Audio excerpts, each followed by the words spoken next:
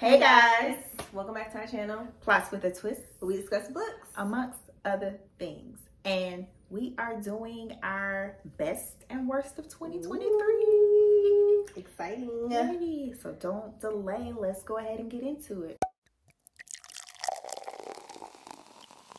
You want to do the best or Birdie? The best for last or the worst first? I don't know. I think we always do the best for last, right? Mm-hmm. So what you want to do? Switch it up or you want to? Yeah, we can switch it up. Okay. Switch it. Ooh, okay. So we can talk smack later. Right. Okay, so I'll let you start because do you have yours in a particular order? No, not really. No, I don't have mine in the order. That's too harsh for me. Okay. Because I can't put, well, if I had to say which one was the best, I know which one is the absolute best out of all of them, but. Okay. Well, do your best to put it in some type of order. Okay, so from worst to best, but like sure. Of the best. Worst of the best. Best, yeah, worst of the best. That's hard. Okay, I'll say worst of the best would be, did you hear about Kitty Carr? By, let me get the. I want to say Eartha Kitt. What Eartha Kitt? Oh, no. You know that was nominated for a Goodreads award. What? Did you hear about Kitty? Working. Did you hear? Because you were on TikTok. Crystal Smith or somebody. Watch that be her name. Crystal Smith Paul. Okay. So, Girl. Crystal Smith Paul. When I rated it 5 stars, but this year me and Chris already decided we're getting back harsh on our ratings. Like, we're just not going to be giving out 5. Not that I gave this one, but I feel like there was a lot of things that I gave like 4 stars or 5 stars. I'm like, or I gave 3 stars because I didn't want to give it 2. It's getting a 2 if it's a 2. Mm-hmm. But yeah, did you hear about Kitty Carr? If you guys remember, this is about the actress who basically passed for white her whole life, and then in her death, all these secrets came out about her life and her connection to these 3 young black actresses, and just how they were connected to Miss Kitty Carr. So I really enjoyed the story. I gave it 5 stars, and yeah, it was one of my better reads of last year. I really enjoyed it. Okay. Worst of the best. Let's see. I shouldn't have said that because now I'm limited. Right. Now you gotta look. Because I wrote down a lot of enjoyable books I've read this year. So I'm going to, can I say 2? No. I'm going to say None of This Is True by Lisa Jewell. That's not the worst of the best, but you got that one? Yeah, that's on my list, but go ahead. Well, you can say it next. Right. So that one was a very enjoyable read. Honestly, I feel like I liked it so much because it took me by surprise. I was gonna say that. I wasn't expecting what I got from it. I really I had seen it circulating, and then Asia told me she read it and I need to go ahead and read it. So I was like, sure. And I think the production value on the audiobook was really good. So it just made it a really enjoyable package. I'll be interested to see how it looks because I don't even think I've seen it in print. I'd be interested to see how it looks in print just to see kind of how it flows. Mm-hmm. But yeah, I really put like the little podcast things. Yeah. I would have said something else if you had. That's why I said, can I say it too? Because okay, I'll do another audible mention though. Hellbent, because I read that so early in the year, and I didn't want to mention that. But that was the second installment to what's the freaking book called? Leigh Bardugo? Yeah, but what was the first Ninth one? House? Ninth House, yes. Oh, look at you, you good. That was the second installment. I enjoyed Hellbent a little bit more than Ninth House, but I enjoyed both of them. And Hellbent really was a good second installment. Like, that's how you do a second installment of a book. Because it picked up where the story left off, but still brought, new and interesting conflict and things like that. Mm-hmm. And really kind of amped up the main character to a place where you're like really rooting for them. So yeah, that was another one I would have said instead of None of This Is True. That's why I wrote down all of them, but yeah. No, okay. My list is very short. So None of This Is True. That's on my list too. And like Kristen said, it was unexpected. So when I read it, I think I saw it going around, and then people were saying like it was such a good thriller, and yeah, y'all know we love a good suspense thriller. And although it kind of creeped me out a little bit, it was still very good. And I think that's a good telling of like a good suspense or a good thriller. If it kind of like makes you feel uneasy, you know, like that means the author's doing a good job. So that was on my list. Okay. You want to go? Sure. Okay. Stop looking at mine. I can see you looking. Well, one I couldn't pick between the two, and one of them you have, so that's what I was looking at. So I would say I just want to give the people a little variety. No. For me, Honey and Spice by Babalua. Oh, I've been read that. Babalola. I know you read that last year, but it was a very cute romance. And just a girl about her business in school, has her goals, has her intentions set, and encounters this guy, and she ain't taking no mess. And they do this little fake dating thing, and it's a really cute story. It doesn't have any major put-offs or anything like that, and just really enjoyable. My next one, I'm gonna say Fourth Wing. That's on your list? I know it is. It is. Okay, so we just talk about that together. But Fourth Wing, because I was so resistant, y'all know I'm like very like if everybody's saying how good it is, I don't want to read it, and if I do, I want to hate on it because I don't want to like it as much as everybody else. But Kristen just raved and raved and raved about it, and when I read it, I was like, okay, it is good. It is good. It did have everything I needed at the time, so it's really enjoyable. Sometimes I get kind of like with fantasy, even though I've read like more fantasy in the last couple years than I've read in probably like my entire life. You read Game of Thrones, don't even lie. But okay, so with Game of Thrones though, it was different. And the thing is, the books are so long and so intricate. So now I don't think I could like a fantasy. I read like the first 3 books, so but even that was like kind of like a anomaly. But for this now, it's just like now I look for like different fantasy books, and I think with the Fourth Wing, she just did a really good job like with the world building, the characters and everything, and then having everything like in there, like the little spice, like everything. So it was really cute, romance, everything that you needed was in this book. So I enjoyed it. So I also have Fourth Wing as one of my top reads. Same reasons for Asia, but I think it's just, it shows how much you can read fantasy and not be confused. And I think that's my hesitation with some fantasy series or books. It's just kind of like, oh, is it going to be a iteration of something different? I mean, something that I've read before, or just, is it going to be like a copy and paste? And am I going to confuse these details with this details? And a lot of times, even though I read a little bit more fantasy, it's like, I go through that struggle before entering any fantasy book, because it's like, how many different ways can you tell fantasy? But that's just my own like thoughts and limitations that I give myself, because I read a whole bunch of like fiction or regular fiction or like romance or thrillers, and it's like I'm not thinking like, ooh, what's different way. So I have to overcome that mentally for myself. But Fourth Wing was kind of like, I too was a little reluctant and was like, how good can this be? And went in trying to hate, but I couldn't. And then yes, I told Asia to read it. I wasn't giving all what she's talking about, but I bet I did text her. I did ask her. I did tell her to press play. Exactly. But I've done that with other books before, so it's not that different. But yeah, I definitely thought Fourth Wing deserved a lot of the hype it got. Yeah, it's just a really easily digestible fantasy. So yeah. Okay, next on my list is probably one of Kristen's list too, is Before I Let Go by Kennedy Ryan. Did you put that on there? Did I read that last year? I did. I read it in December, and then I think you read it. I told you to read it in January. Yeah, sure. But yeah, I'm pretty sure I read that last year. So, no, you read it in January. Yeah, I did. Okay, so Before I Let Go, y'all know we were already. I think when you read stuff. Huh? I said, look at me knowing when you read. I know. So I think 2022 I think was the year of like romance for me, like as far as like getting into romance and then just being like on a spiral of just like wanting to read all the romance. So coming into 2023, I think, how did we hear about this book?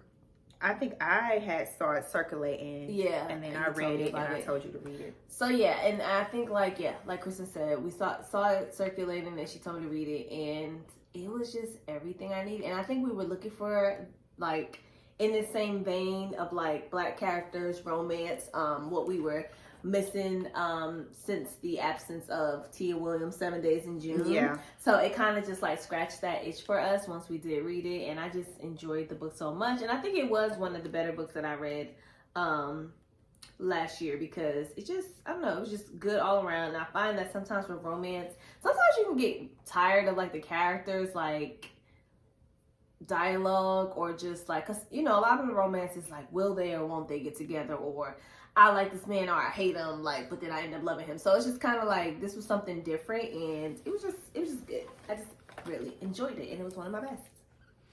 Okay, so for me, I have 2 books because I read two. They were by the same author. Okay. So this was. So you gonna put them together? Yeah, wow. Happy Place and Book Lovers.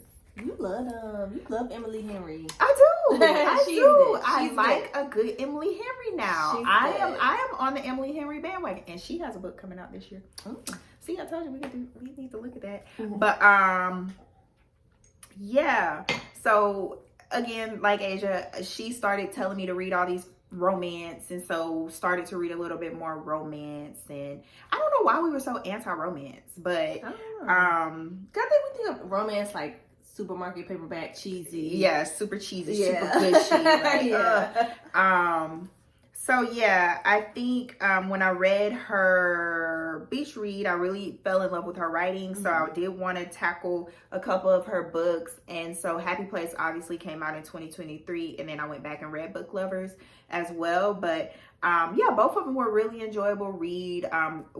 Both of them had different takes on, you know, different types of romance, and really kind of offered some variety in her writing as far as plot. But yeah, I thought they were both digestible romances with a little bit of wit and just a little bit of other conflict besides just romance. So, what's your best of the year? I already know. Y'all know what my best is. If y'all don't know, then you haven't been watching us. But it's the one and only Miss Angie Cruz, How Not to Drown in a Glass of Water. She's gonna do it for me every time. I'm sorry. Like, she really is. And her books, I think, the only, like, I feel like continuous theme is that she, you know, is always, her characters are always of like Latin descent, and of course because of her, I think she's Dominican. So yeah, she always inputs that into her stories. But I just loved, y'all know we have talked about this book a bunch of times on here, and that book was just so funny. So it had like made me tear up. It was funny. It was just so, I feel like, relatable in some parts, and I just really enjoyed it. And I think, although that's the only, the second book that we've read by Angie Cruz. Yeah, I mean, I don't even know how many she has. Does she have more? I don't think she does. I think maybe she has one more, and it's like short stories or something. I may be mistaken, but like, she has just really made herself an author that whatever she puts out, I'm gonna read it, because she just like takes me there every single time. And I just really enjoyed that book. It was short, it was sweet. Too soon, I know, right? And then they start getting, but no, she's gonna do it. I have faith in her. So like, I just really enjoyed the character in the book. It was just funny, and she just was like a hoot. So that's my favorite book last year. It really was. Okay. And I tell everybody I meet to read that book. Okay, well, I don't know if this is my best of the year, but I really enjoyed this book, and you can't read it anyway. And it was just a really heartwarming, touching story. I feel like I've mentioned this before, but it was Remarkably Bright Creatures by Shelby Van Pelt. The Old Woman and the Octopus. You did love that. It was a really good story, really just touching, really, I don't want to say unexpected, but yeah, in a way it was unexpected. And just something you can easily just fall in love with, because there was, besides this woman befriending, I mean, people think of it as a woman befriending an octopus, but besides that, there's several elements in the story that just really creates like a very intriguing plot line. Just things overlap. I like those books where you know something, you know what's going on, but maybe the characters don't know, but they're gonna know, and you're like, oh my God, I can't wait for them to find out. And it had a lot of that, because a lot of things, as you switch, point of views, a lot of things overlapped, and you were like, oh my God, okay. So, and you started to figure things out. I like those types of books, and I think this brought that while still bringing that like heartwarming kind of emotionally stirring element. So you need to read that one. I will, I think. Put it on. You got room on your TBR for January, so I think I'll read it one day. Today. All Okay, right, so let's get to the worst. Let's see. My best of the worst is probably Pineapple Street, which I just talked about. Yeah, just because, and it was in December, so it was the end, because it wasn't a bad book, but it just wasn't something It just that didn't take you. Yeah, it just didn't take me. The plot was thin to me. Like the plot didn't have enough substance for me, and that just may be me. I think when I think of like characters and what they, I don't know, what the conflict and things should be, it just wasn't enough for me. And maybe I just like messy, scandalous things. It wasn't enough messy, it wasn't enough scandalous. The things that the characters were going through, it just wasn't enough for me to care about, in the sense that I'm reading a book. Like, you know, if these are your real life friends, like of course you're gonna care like about like the certain things, but in a book you kind of just want a little more, and it just didn't give it to me. So it wasn't a bad book. The writing was good. I think she did a good job as far as like fleshing out the characters. Like you had a good sense of who they were, but it just didn't take me. So yeah, I'm having a hard time. You got so many bad ones, huh? I don't have that many. I have 6, but I'm trying to whittle it down to 5. Okay, I'm gonna just do what I did before. Just mention 2 together. So these were my ones that they weren't horrible, and none of the ones on my list were just absolutely horrible, but they just weren't given what I wanted them to give. And so that was The Fine Print by Lauren Asher. So that was like me trying to veer off and do my own little romance selection. And I have seen these circulating. It's like the Billionaire series. So it's like woman falls in love with this billionaire. And 50 Shades and it didn't work. It's not even given that specifically, but I don't know. Like the spicy bits a little bit, because he's a little aggressive, but it's not like 50 Shades aggressive. But yeah, it just was a little, it's one of those books that was a little wholesome in its presentation, but then it's like it gets to the spiciness and it's like, this is different, but at the same time I would have preferred it. It was just something off kilter about it, and it just, I don't know. They said, so it's 3 billionaire brothers, and each it's a series, so each book goes into the love life of each one. The grandpa gave them each a task or something they needed to do to get their inheritance, and so the first one is focusing on is he the youngest? I can't remember if he's the youngest or the whatever, but and he has to do a project, and he does it with this woman, and yeah, it was fine. The Fine Print, it was fine. The other one it just didn't take me the way I wanted it to take me, especially for it to be a sequel. The Atlas Paradox by Olivia Blake. I saw the latest one is out. I don't even know the name of the latest one. The Atlas Compass. I don't know. Did I just make that up? Yeah. But it just, for it to be a second installment, a lot of the characters, in my opinion, regressed. And all the leeway you made in the first book and in the character development and building, it's like, why are we back here? It just made the likability factor of some of the characters that you had to overcome in the first book, they became back unlikable in the second book. And I just didn't, and then the plot progression didn't actually, it was one of those books where a lot happened, but nothing happened. And so, yeah, I'll blame it on like the second book lull or whatever, or what they call it, the sophomore, whatever they call it. But yeah, it just didn't take me, but I am gonna finish the series. I think the third one is the last book, but I don't know. Okay. I'm so used to books being 3 books. Yeah. Series being 3 books. And so I just assume a third book means it's over. But that's why I don't do series, because then you find out it's 5-6 books. Like, it's like Sarah J. Maas. Yeah, I've never read any of her books, but she got like 8 book series. I'm like, girl, the girls love. And that. she actively has like 3 series right now. I saw someone breaking down her series, and she was like, yeah, some of them are coming out this year. I was like, of each series? Yeah, I ain't got time. Yeah, I don't have time. That's why I haven't picked her up. That's too much. Okay. Right after Pineapple Street, I was trying to say the less best, the less worst of the worst. It's probably the same one I have. What? What you saying? Say it. What Have We Done by Alex Finley? Yes.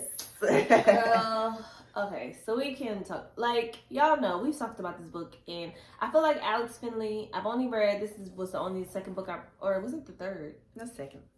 So the first one was so strong, so good. I really enjoyed it. This one was a complete letdown. I believe this was the one where, like, all the kids who grew up in, like, the foster home, like, they start being killed off, and like they trying to figure out like what this secret comes back to haunt them. It was just all over the place. It wasn't good. It wasn't fleshed out. Like, it just was not.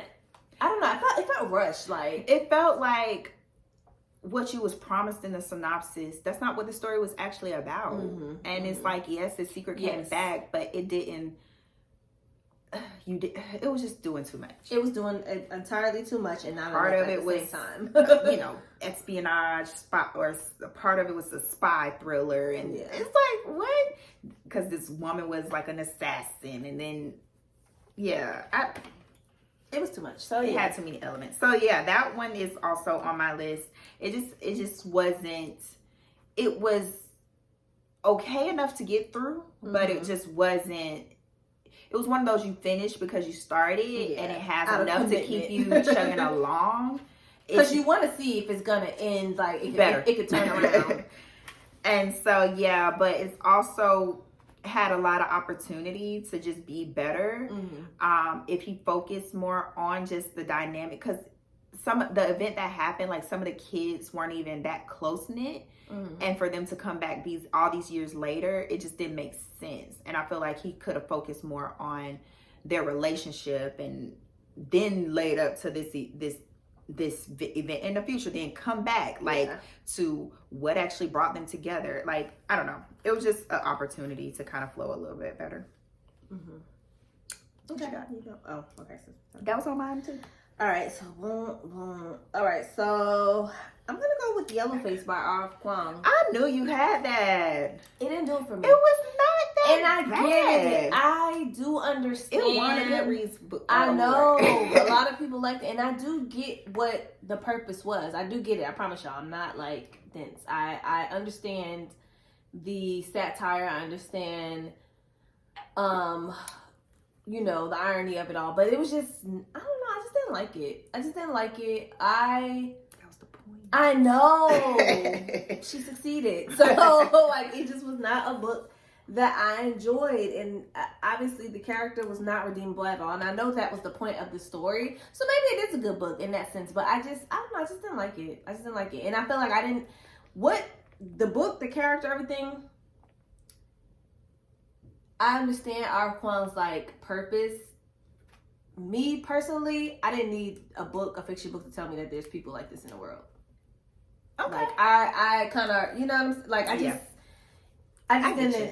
didn't like it. Okay, so my next one is probably your next one. What? Black Girls Must Have It All by Jane Austen. That's not on my list at all. What? I know it's in the middle for me, but it was bad.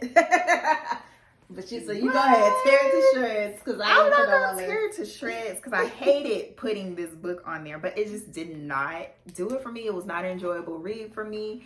I haven't been quiet about not really enjoying the series overall. I keep coming back to it. The writing to me is a little bit pretentious for what the plot is discussing.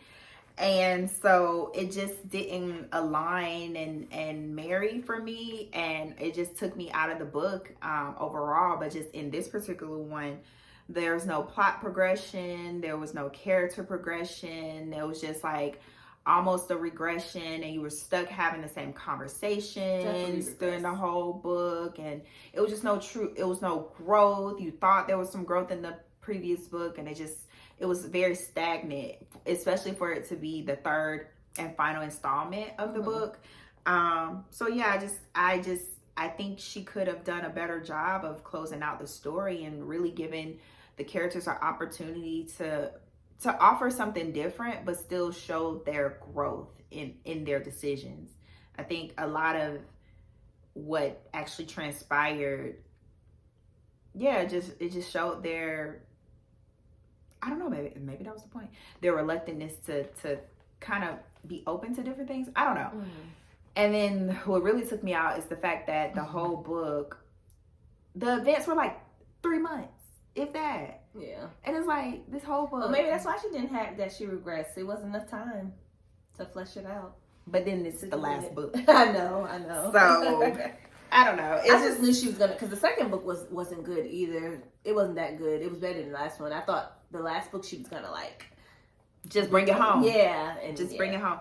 And I would have, and again, the writing would have been fine if the plot would have been a little bit better. But the fact that the plot didn't show the same, I don't know, same maturity. I don't know the word I'm looking for, but just same. It just didn't align. It just didn't align with the type of writing that you would think she would have, better development with certain things. So yeah. Okay. How many more you got? Two. Two. Okay, me too. Okay, so next I put Stone Blind by. Really? Who was her It name? wasn't that bad. Haynes? Who was it? Natalie Haynes. I don't know where I got Alexis from. It wasn't that bad. And maybe that's a little out of order. It wasn't as bad as Alex Finley. That should have actually been swapped. Girl got another book coming out. Who? And I almost Sylvia? No, the girl who did Electra. I might read it just to see. But maybe it was just Electra. Yeah. No, I think it was the presentation. It was definitely both presentation and like that character. But yeah, Stone Blind, it's not that it was bad. It was a little boring and forgettable, I think. That's why I put it on my worst. It really wasn't. I feel like with Greek mythology stories, even with the retellings and interpretations, there's so much that can be done to bring like the story to life. And maybe Cersei and stuff just like spoiled me and just feel like, okay, where is she? Where are you, Madeline? Yeah, that's true. We need another book. Right. Unless we miss one. Right, we need to look her up. But yeah, I think like this one, it just wasn't, I don't know, it's just forgettable. I will say that. That was a book I forgot I even read last year, so yeah. I could see that, but I enjoyed its presentation. I thought it was a little bit different because it was more modern. It was more modern. That was cute. That's what I'm saying. Like she could have did more. I feel like with the story, but it didn't have enough oomph. Okay, no pizzazz. For me, my next one, If I Survive You by Jonathan Escaferi. So I think I mentioned that. Same.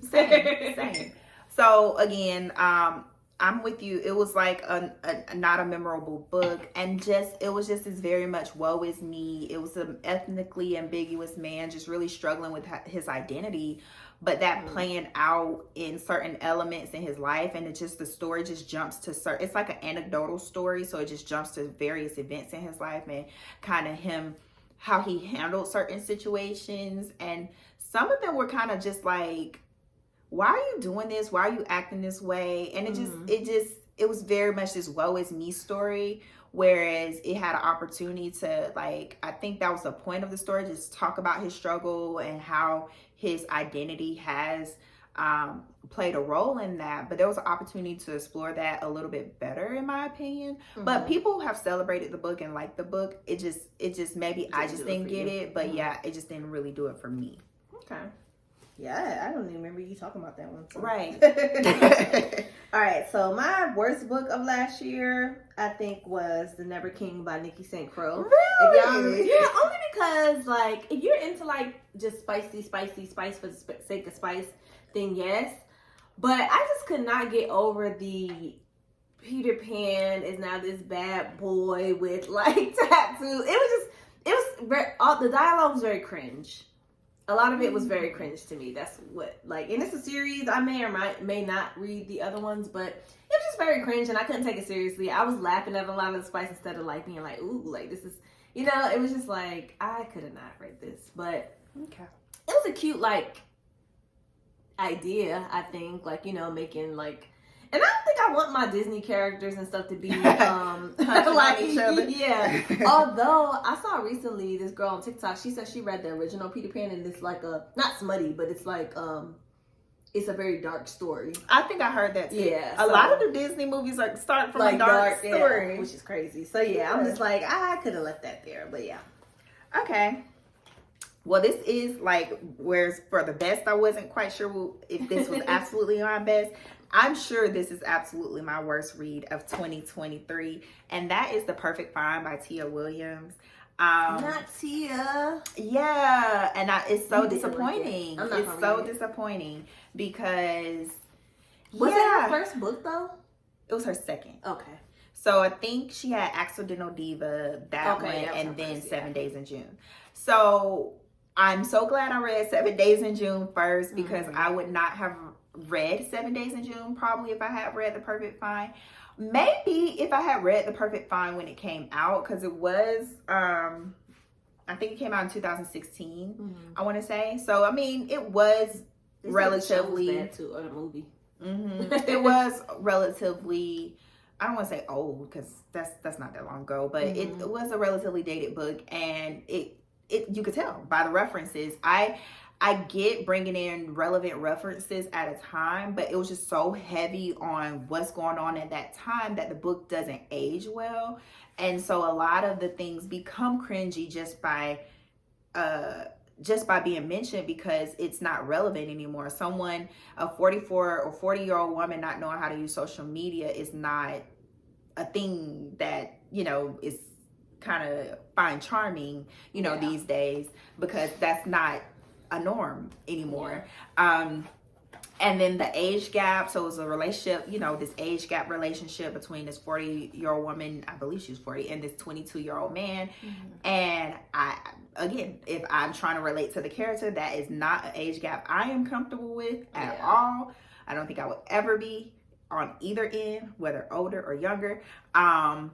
And so for me, that I couldn't relate in that way. And just the overall story, it just wasn't, it didn't have that spark and that specialness that some of the other books I've read, or even some of the other romances I've read. Like it just wasn't, I don't know. And then just the progression of the plot, it just had a lot of opportunities. And so I'm glad she had some growth with 7 Days in June. And I know she has another book coming out soon, so I will read that. But yeah, it just sucks, because I know it's an older book, but I read it last year, and that was my worst read. And I was super sad, because I read it with my eyes too. My eyes could have went to something else. I'm sure they was tired. They could have went to bed. All right. But all right, so that was our best and worst. I don't know. I gotta get.